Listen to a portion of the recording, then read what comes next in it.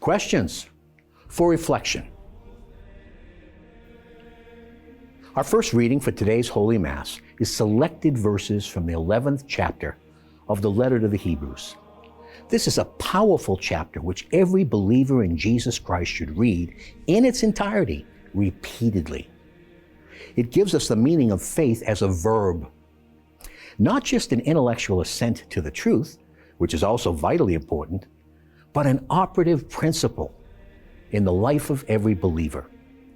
The entire chapter gives us examples of Old Testament heroes who acted in such faith, like Abel, Enoch, Noah, Abraham, Noah and Moses, and many others. It all leads to the next chapter, which points us all to Jesus, the author and finisher of our faith. The kind of faith being addressed in these powerful passages is available to every Christian.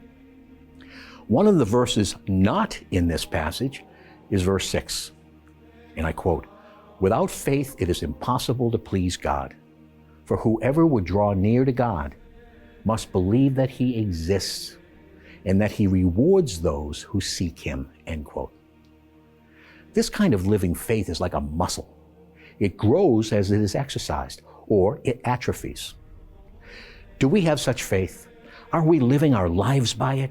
We can, and we should.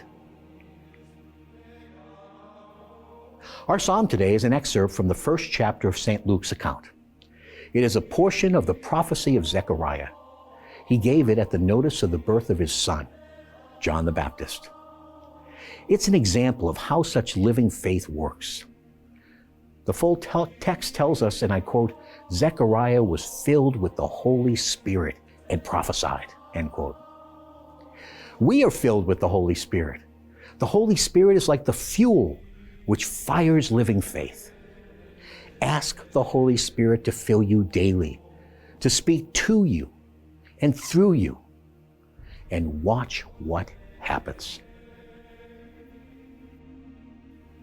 The Gospel for today's Holy Mass continues this wonderful theme of living faith and how we grow in it through keeping our eyes fixed on Jesus Christ and acting by living faith. The early fathers of the church spoke of the boat as an image of the church. Jesus is always in the boat. He is the head of the church and the captain. He may seem asleep at times, but he's not. The apostles woke him up, so to speak, by their prayer. We can learn from this in our own lives as we go through the stormy waters of this current age. He is with us to calm the wind and the sea and lead us forward.